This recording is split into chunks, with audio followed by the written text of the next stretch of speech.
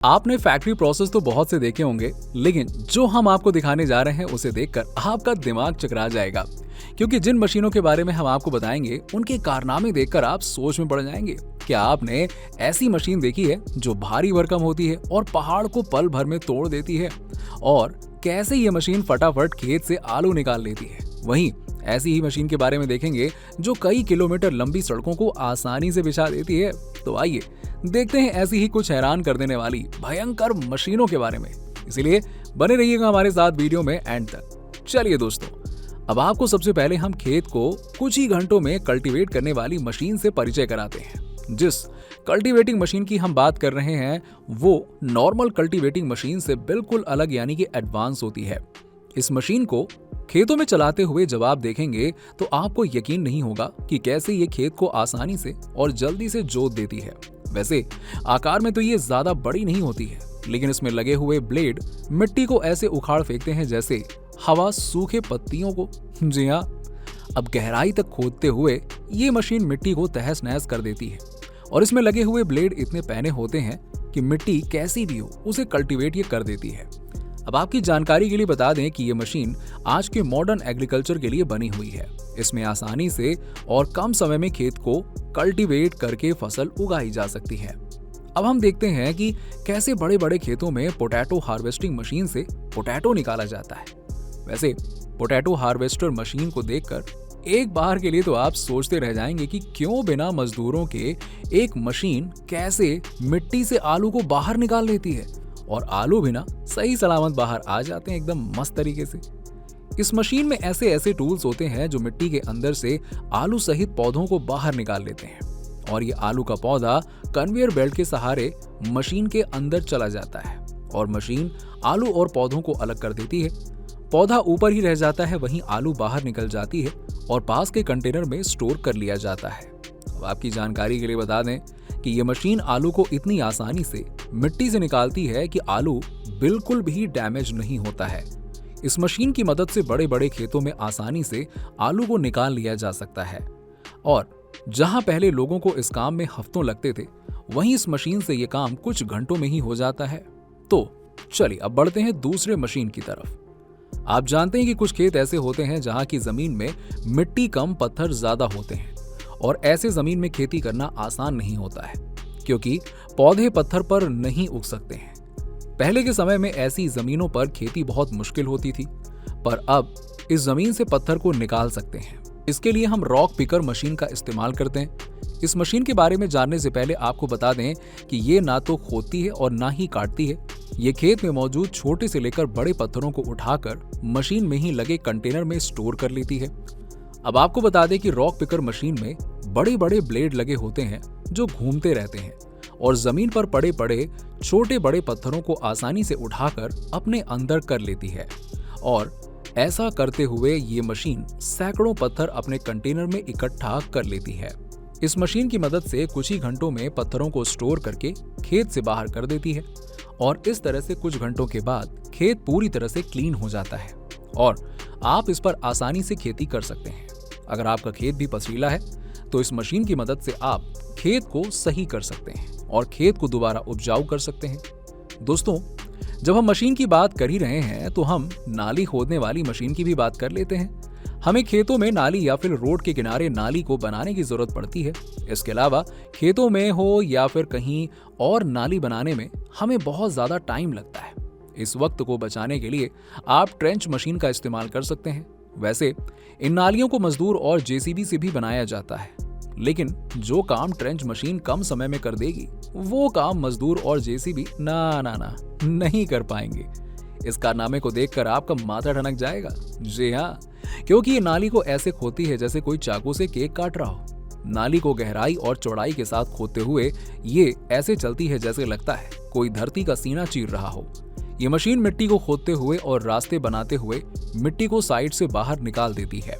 इन नालियों को अगर आप देखेंगे तो इसकी सफाई देखकर आप दंग रह जाएंगे क्योंकि नाली की दीवारें बिल्कुल क्लीन होती हैं। अगर बात हो हाईवे के किनारे नालियां बनाने की, तब भी ये मशीन सड़क को खोदकर आसानी से उसमें नाली बना देती है। अब आपको बता दें कि सड़क कितनी भी मजबूत क्यों ना हो, ये मशीन उसे हलवा समझ के खोद ही डालती है और नाली बना देती है।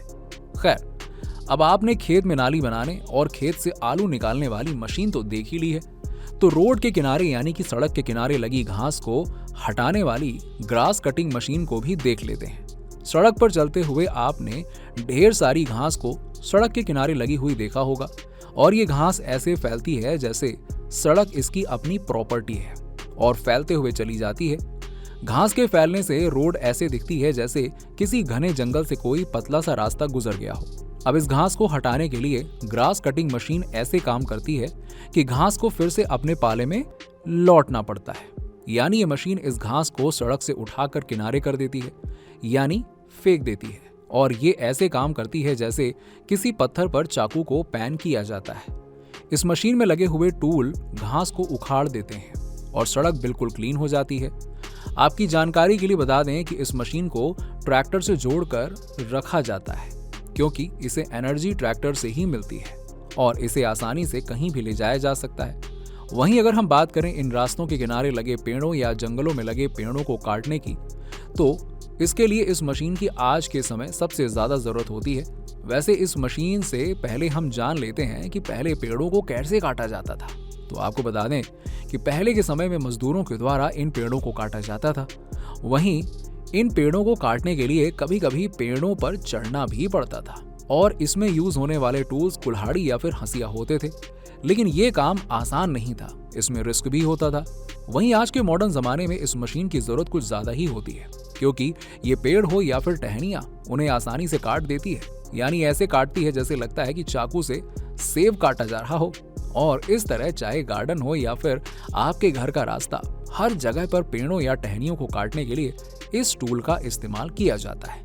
अब आपकी जानकारी के लिए बता दें कि ये मशीन बहुत ताकतवर होती है और इसके रास्ते में आने वाले हर पेड़ पौधे पल भर में गायब हो जाते हैं। अगर ऐसा ना हो तो ये बड़ी और मजबूत लकड़ी यानी कि टहनी को कैसे काट सकता था, है ना? खेत में इस्तेमाल होने वाली मशीन की बात हो और टोबा हार्वेस्टिंग मशीन की बात ना हो, ऐसा कैसे हो सकता है?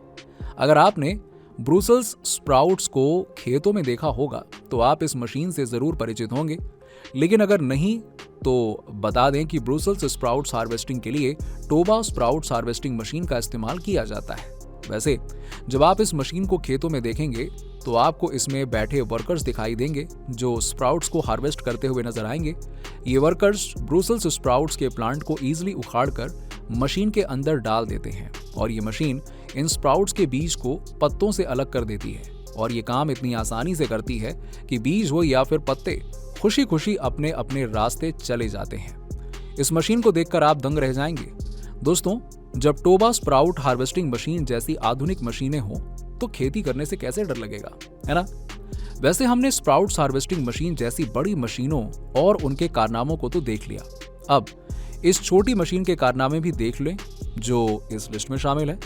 ये मशीन मल्टी स्ट्रेसिंग जैक है, जो देखने में तो छोटी लगती है लेकिन कारनामे बहुत बड़े करती है। क्योंकि पुल पर बने तारों को अगर आपने देखा होगा तो आपने जरूर सोचा होगा कि आखिरकार इन्हें खींचकर बांधता कौन होगा। यही मशीन यानी मल्टी स्ट्रेसिंग जैक इस काम को करती है।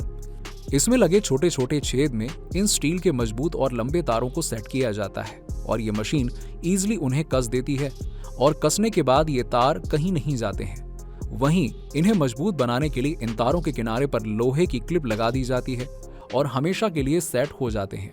अब आप ये तो जान गए कि इन मशीनों के बिना इन तारों को कसना थोड़ा मुश्किल है। वैसे ये मशीन कुछ कम किफायती नहीं है। दोस्तों, आपने इस वीडियो में कई सारी मशीनें देखी हैं और उनके काम को जाना है, तो इसमें से आपको कौन सी सबसे किफायती मशीन लगी, हमें कमेंट सेक्शन में कमेंट करके जरूर बताइएगा।